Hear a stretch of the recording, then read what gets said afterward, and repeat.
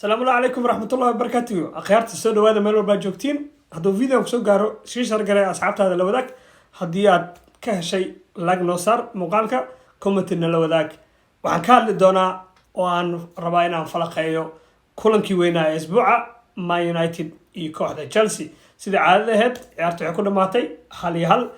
لاس 5 year كيودن بيي كوحدة تشيلسي ما يسن كبدن كوحدة ما يونايتد Chelsea waxaa ugu dambeysay ee Man United ka badiso 2017 markaas oo Alvaro Morata gool madax ah ka dhaliyay kooxda Man United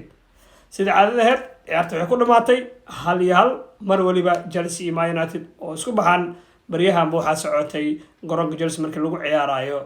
1-1 ever ku soo dhawaada muuqaal cusub waraqaad soo dhawaada meel walba joogtiin niyo hal noqda حلو حربينا فيديو صدوه بس إيه مسير تقلين وحيرو مشغول عن نقضي بس هذا الذي كده بجينا كلن كي تشيلسي ما يونايتد وعن كسو هاللي ساتردي دي تشيلسي ما يونايتد عرفت عكسر ماتي حالي هال بس سيدا أنا فكر كيا إنه حلقة بينات يقدرون تاه تشيلسي ما يونايتد وهذه أدوة نكسرها كوحدة ما يونايتد وحين أقل من إنه قاتان كوشة يا رسول داودي Chelsea laga gacan sareeyay boqolkiiba boqol Man United Chelsea waxay kaga fiicnaayeen meel waliba Chelsea waxaan ku ciyaarayay back 3 laba tare oo la iskor saarayo wiliga markin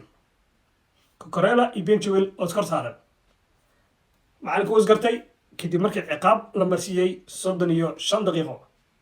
Man United chance uma suurtagelin inay gool dhaliyaan balse 18 shoot ay Chelsea ku rideen toddoba on target ayuu ahaa balse Man United waxay u qalmeen inay guusha qaataan oo 3 dhibcood gurigooda u leeyadaan balse macalinka 35 daqiiqo markay mareysay wuxuu keenay ciyaarta Matteo Kovacic oo ku sheegay sababta uu fadhiisay inuu qabo dhaawac Chelsea sanadkan waxa ku batay dhaawac hore waxa u maqnaayeen Nicolo Conte, Fofana iyo Reece James Koulibaly oo asna dhaawac kala qabay Kovacic oo asna dhaawac kala qabay balse ciyaari karay oo laga maarmi waayay ayaa garoonka la soo geliyay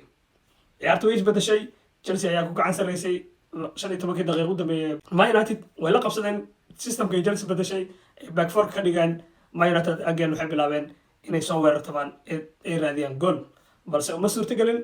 ciyaarta markay mareysay 88 daqiiqo Chelsea ayaa penalty loo dhigay Jorginho ayaa gool ugu bedelay balse 6 daqiiqo lagu daray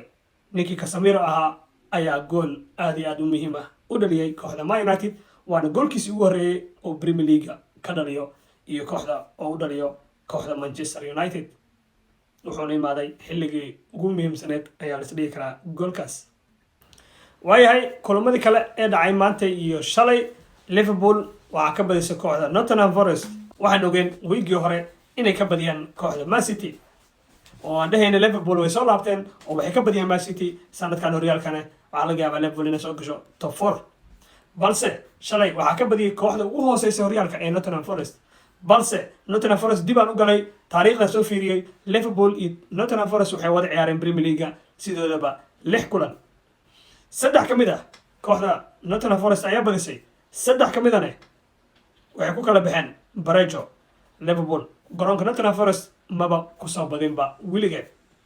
midna ku darso ciyaaryahanka gool ka dhaliyay wuxuu ciyaari jiray ama u soo gatay kooxda Liverpool balse hal kulan ma aysan soo safin oo ciyaaryahankaas wuxuu ka qaadayba wuxuu yiri markuu gool ka dhaliyay oo interview ka bixiyay aad iyo aad ugu faraxsanahay kooxda soo iibsatay balse aan ciyaarsiinin oo hal daqiiqo xataa garoon soo gelin inaan gool ka dhaliyo waana abaalkooda inaan gool laga dhaliyo Arsenal iyo Southampton top 4 Arsenal sanadkan horyaal inay qaad iska dhaafay top 4 inay soo carisato ayaa muhiim ah hore ay ku sheegay roobka wadankan uu yimaade Arsenal roobku waa yimaade bye bye halkina waa idin dhamaatay wixii hadda ka bilaabato Arsenal inay baraj galaan ama in laga badiyo labadaas wax ka dhaxay ma leh horyaalaha wadnaa inta ka baxnay sanadkan anaga iska leh Arsenal adika iska horyaalka Tottenham oo gool daro labaad la dhadhansiiyay ayagana kooxda Newcastle ayaa ku dharbaaxday 2 gool iyo gool Man City aragay ka soo qaaday garoonka Anfield waxay Brighton u dhiibeen 3 gool iyo hal ninkii Haaland ayaa ku tuurtay 2 gool goolka ugu horeeyo xoog orod wax waliba isku darsaday nin dhamaa inta lagu dhacay aa loo dib marsiyay goolka marka Man City ma ikaanaynaa inkaan maa ku celinayna sanadka ayagoo iska leh abu hadaa haysta Man City anaa sii dayay adeeg ku taalaa kursigaada ku fadhi bye bye